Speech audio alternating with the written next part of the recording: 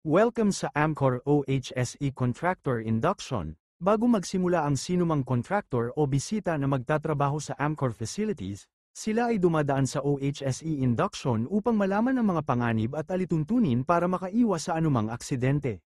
Kinikilala ng Amcor ang mga responsibilidad bilang nangunguna sa pandaigdigang tagapaggawa ng mga pakete at iba pang kahalintulad na mga pambalot, at kung kaya tayo ay nagsusumikap na makamit ang no injuries, ang kumpanya ay nakatuon sa pangako na magbigay ng walang insidente, karamdaman, at pinsala sa lugar na gawaan ng lahat ng kasamahan sa trabaho, mga contractor at mga bisita. Ito ay upang makapagpatakbo tayo sa ligtas na pamamaraan na may respeto sa kalusugan at kaligtasan ng ating mga kasamahan sa trabaho at mga komunidad kung saan tayo nagpapatakbo habang nagpapagawa ng mataas na kalidad na mga produkto. Ang lahat ng mga kasamahan sa trabaho, mga contractor at mga bisita ay inaasahan na sundin ang lahat ng Amcor safety and health protocols. Ang lahat ng contractor na papasok at lalabas ng paggawaan ay dadaan sa opisina ng security lamang. Kailangan mag-login o mag-logout upang malaman ang kabuuan dami ng tao sa loob ng planta. Ito ay makakatulong sa panahon ng emergency o sakuna. Palagi ang isuot ang inyong badge habang nandito sa loob ng paggawaan. Ngunit, kung kayo ay magsisimula ng magtrabaho sa inyong itinalagang proyekto o aktibidad, kailangan na tanggalin ang badge dahil ito ay maaring maging dahilan ng aksidente. Ilagay lamang sa inyong bulsa o sa malapit na personal na gamit para sa madaling makuha kung may maghihingi. Isulat sa entry pass ang lahat ng inyong ipapasok na kagamitan o equipment. Sa kadahilan ng lahat ng anumang bagay, kagamitan o equipment na ilalabas sa pasilidad ay may kaukulang dokumento. Ang lahat ng contractor ay inaasahan sumunod sa pangtrapikong mga alituntunin. 10 km/h ang pinakamabilis na takbo sa lahat ng sasakyan ang pinatutupad mula sa pagpasok at paglabas ng pasilidad. Ang mga nakasakay sa motorsiklo ay kailangan nakasuot ng helmet, pagpasok at paglabas. Sundin ang tamang lugar ng paradahan ng mga sasakyan. Magkaiba ang paradahan ng sasakyan at mga motor para sa kaayusan. Sa pagparada ng mga sasakyan, ito ay dapat nakabaliktado o nakaharap sa labas. Ito ay makakatulong sa madaling pagmanyobra kapag may panganib o evacuation. Ang mga pedestrian ay dapat sumunod sa tamang daanan. Ang mga pedestrian ay prioridad sa pedestrian lane. Sa loob ng production o warehouse, ang mga pedestrian ay dapat maging listo para sa mga parating na mga mobile equipment. Siguraduhin ang layo ninyo sa mobile equipment ay hindi bababa sa 3 metro o lalagpas sa blue light na nasa sahig. Sundin ang mga alintuntunin pangkaligtasan tuwing may emergency. Alintuntunin sa paglikas o evacuation, kapag narinig ang alarma, malakas at mahabang tunog, o kapag sinabihan na lumikas, pakipatay agad ang mga makina at lumisan sa gusali, pumunta sa pinakamalapit na emergency exit. Kung ikaw ang huling lalabas, isarado ang mga pinto, pumunta sa itinalagang emergency assembly area, huwag magpanik, mabilisang paglalakad lamang upang maiwasan ang aksidente sa paglikas, at mag-report sa iyong supervisor at maghintay ng susunod na mga impormasyon. Huwag aalis sa planta hanggat hindi ipinapayo na iyong gawin. Ang member ng local emergency organization ay ang nakatalaga magulat sa kalagayan ng planta. Napakita dito ang mga emergency exit sa loob ng planta at assembly area. Ang mga emergency exits ay ang mga maliliit na arrow na kulay pula, at ang assembly area ay ang nasa tapat ng security office. Alituntunin sa insidente ng sunog, apulahin agad ang apoy gamit ang fire extinguisher. Kung ikaw ay trained gumamit ng fire extinguisher, upang madaling makita ang lokasyon ng mga fire extinguishers, ito ay may marking or signages. Huwag isaalang-alang ang inyong kaligtasan kung sa palagay ninyo na hindi kaya apulahin ang apoy sa anumang kadahilanan. Sumigaw lamang na may sunog at ang aming fire brigade member, na may kasanayan sa pag-apula ng apoy, ay pupunta sa inyong lugar. Ipagbigay alam agad ang insidente sa inyong contact person, upang may set ang fire alarm para ipaalam sa buong planta ang pangyayari kung kinakailangan. Sundin natin ang alituntunin ng evacuation kung kailangan lumisan. Alituntunin kapag may naganap na aksidente. Kung may naganap na aksidente, agaran gawin ang mga emergency measures. Ipagbigay alam agad sa inyong contact person ang pangyayari upang malapatan ang paunang lunas. May mga certified first aiders na nakatalaga sa iba't ibang lugar sa loob ng planta. Maaari ninyo silang hingian ng tulong, at may mga first aid kit na maaring magagamit sa ganitong sitwasyon. Kung kinakailangan ng atensyon medikal, Maaring dalhin ng taong na aksidente sa klinik, doon ay may nakaantabay na nurse at doktor. Sabihin ang inyong pangalan, lugar ng pinangyarihan ng insidente, ilan ang naaksidente, at buong detalye ng pangyayari. Kung sakali ikaw ay nakakita ng kasamahan na naaksidente, humingi agad ng tulong at hintayin ang rescue. Kayo din ay hihingan ng kaukulang mga detalye kung kaya't huwag iiwan ang pasyente. Ang lahat ng aming emergency responder ay may nakatalagang uniform ng pagkakakilanlan, makikita sa sleeve ng kanilang damit kung saang pangkat sila nabibilang. Para sa personal na mga aktibidad, ang kumpanya ay nagtalaga ng comfort room para sa ating pangangailangan. Panatilihin natin itong malinis at lagi nating i-observe ang proper hygiene. Sa kantin lamang tayo maaring kumain, upang makaiwas magkaroon ng mga peste na makakaapekto sa aming produkto. Personal Protective Equipment Requirements. Ang PPE ay huling depensa natin sa mga panganib na mayroon sa trabaho. Ito ay nakakatulong na hindi mapinsala o mabawasan ang pinsala kapag nagkaroon ng aksidente, kaya palaging nakasuot ang inyong PPE habang nagtatrabaho o nasa lugar ng trabaho. Sa Amcor may mga mandatory na PPE na kailangan isuot. Una, safety shoes. Ito ay dapat may anti-static properties upang maiwasan magkaroon ng static charge ang ating katawan na maaring maipasa sa aming mga kemikal. Madaling sumiklab ang mga kemikal na aming ginagamit. Malalaman natin kung may anti-static properties ang safety shoes gamit ang tester na nakalagay sa entrance ng production. Sa paggamit ng tester equipment, ikaw ay papatong sa tester plate at dapat nakatanggal ang gloves. Pindutin ang button, kapag nag-green, ang light indicator, pasado ang inyong safety shoes. Ngunit kung ito ay nag-red, bagsak ang safety shoes. Maaari ninyong ulitin ng 3 beses ang pag-test. At kung nakatatlong beses na ang pagsusuri at bagsak pa rin, kailangan ng palitan ang inyong safety shoes. At hindi maaring pumasok sa production. Pangalawa, earplug, sa kadahilan ng maingay sa loob ng planta. Ito ay makakatulong upang mabawasan ang exposure natin sa malakas na ingay at hain maging dahilan ng ating unti-unting pagkabingi. Pangatlo, safety glasses, upang maiwasan nating matalsikan ng anumang bagay ang ating mga mata. At pang-apat, general working gloves, upang hindi tayo makatamo ng sugat sa kamay kapag humawak sa iba't ibang bagay. Ang iba pang PPE na kakailanganin sa trabaho ay makikita sa risk assessment na gagawin ng inyong safety officer. Ito ay nakabase sa activity na nakatakda, panganib na kaakibat ng aktibidad, at lugar na inyong paggawaan. Amcor EHS Rules. Bawal ang bote na gawa sa bubog sa loob ng planta. Maari itong magdulot ng pagkahiwa kapag nabasag o mahawakan.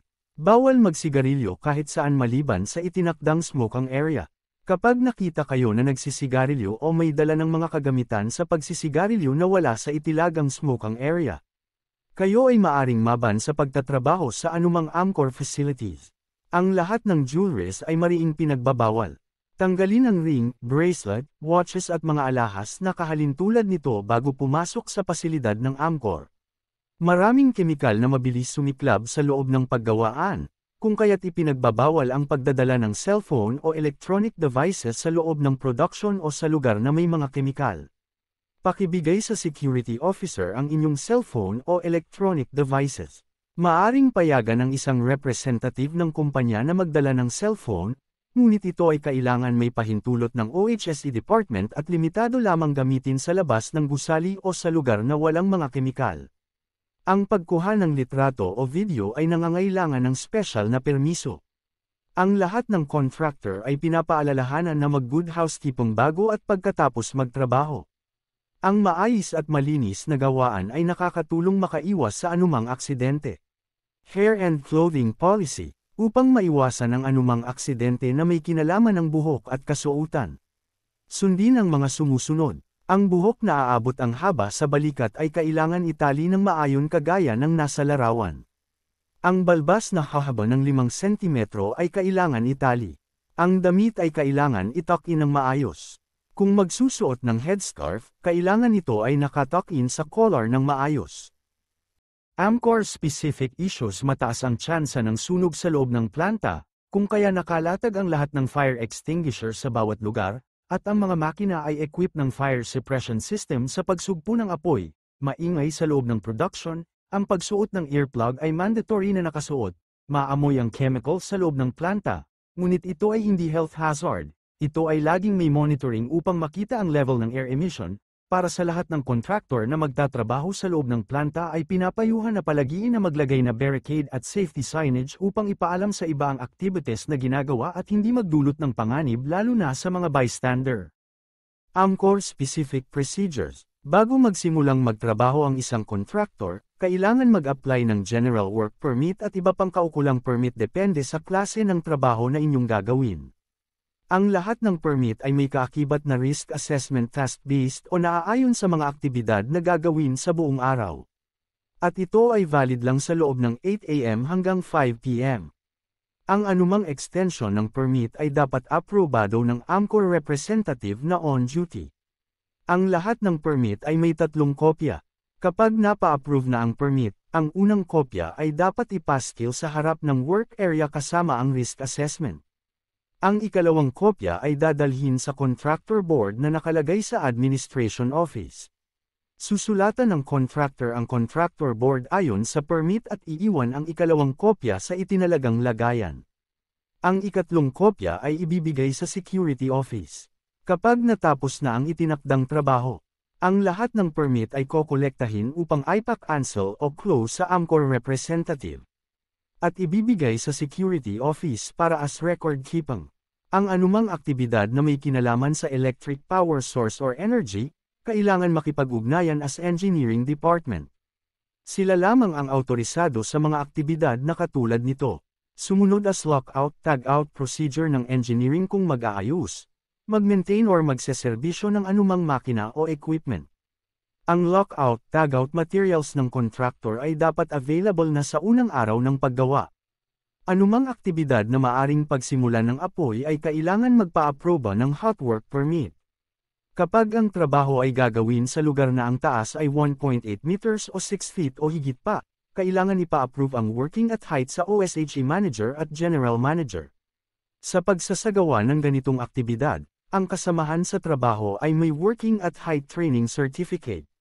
Siya ay dapat nakasuot ng full body harness with double lanyard. At dapat ito ay sertipikado ng DOLE. Kung kakailanganin gumamit ng hagdanan, ito ay dapat ipagpaalam sa OSHA bago gamitin.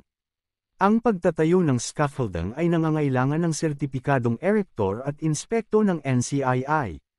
May preferred din naming ang tubular scaffolding. Ang autorisado at trained personnel lamang ang maaring magtrabaho sa mga confined space.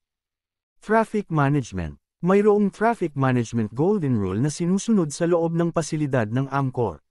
Lahat ng manggagawa ay inaasahang sumunod sa mga ito. Palagiing dumaan lamang sa itinagang pedestrian lane. Kung ang lugar gawaan ay mayroong movement ng forklift o anumang vehicle panatihin ang distansya mula dito ng 3 metro. Huwag hayaan na kayo ay natatamaan ng blue light o strobe light ng vehicle. Lisensyado at otorisado lamang ang maaring gumamit ng mga mobile equipment. Kung sakali nakakailanganin ng contractor na madala at gumamit ng mobile equipment, ito ay dapat isangguni at aprobehan ng OSHA Department. Environmental concerns. Mga aprobadong kemikal lamang ang dapat ginagamit sa loob ng planta. Bago magdala ng anumang kemikal, kailangan ipagbigay alam at paaprubahan sa OSHA Department, higit sa lahat ang mga kemikal na regulated by law.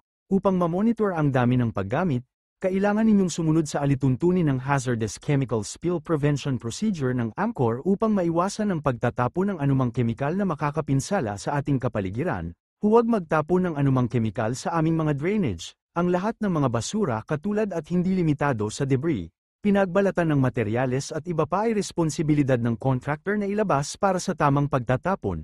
Lahat ng basura na galing sa personal na aktibidad kagaya ng balat ng candy, pinagkainan, tissue at kahalintulad ay dapat itapon sa mga itinakdang basurahan. May mga programa ang Amcor upang magbigay ng awareness at makatulong maiwasan ang anumang pinsala sa paggawa. Una dito ang Amcor Safety Time Out. Bago natin gawin ang anumang aktibidad sa loob ng planta, tanungin muna natin ang ating sarili ng mga katanungan na ito upang makatulong na makamit natin ang Amcor OSHA policy na no injury. Unang katanungan, am I trained? O ako ba ay may kasanayan? Dapat ang magtatrabaho sa isang aktibidad ay may tamang kasanayan sa trabaho na i-assign. Alam kung paano gawin ng tama at ligtas ang aktibidad. Kung nangangailangan ng special skill dahil sa panganib na mayroon ang trabaho. Dapat may training certificate. Kung hindi ka trained, ipaalam sa inyong supervisor. At hindi maaring gawin ang aktibidad. Pangalawang katanungan, do I need personal protective equipment? Dahil ikaw ay trained sa trabaho, alam mo ang tamang PPE sa trabaho. Siguraduhin na ito ay available at in good condition. Kung walang PPE, ipagbigay alam sa inyong supervisor at hindi maaring gawin ang aktibidad. Pangatlong katanungan, what tools or equipment do I need? O ano ang mga tool o equipment na kailangan sa aktibidad? Tamang tool o equipment lamang ang dapat ginagamit sa isang aktibidad. Bawal ang makeshift o para-paraan na kagamitan para mapabilis ang trabaho at magiging resulta ay aksidente. Kung walang tamang kagamita, ipagbigay alam sa inyong supervisor at hindi maaring gawin ang aktibidad. Pang-apat na katanungan, what is my role? Hindi po maaring magtrabaho ng isang aktibidad ang isang tao kahit siya ay trained o may kasanayan.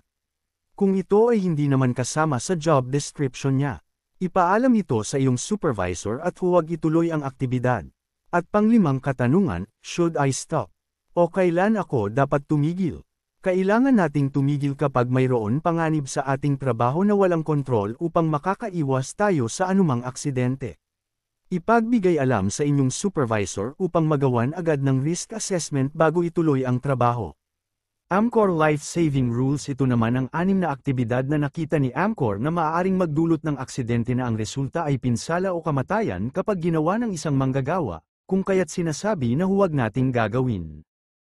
Una, never bypass, remove, or tamper with guards, interlock, light sensors on machinery.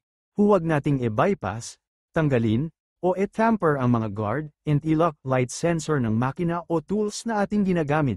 Kaya nakalagay ang mga iyan ay upang maprotektahan tayo sa mga parte ng makina kung saan maaari tayong maipit, mahiwa o anumang aksidente.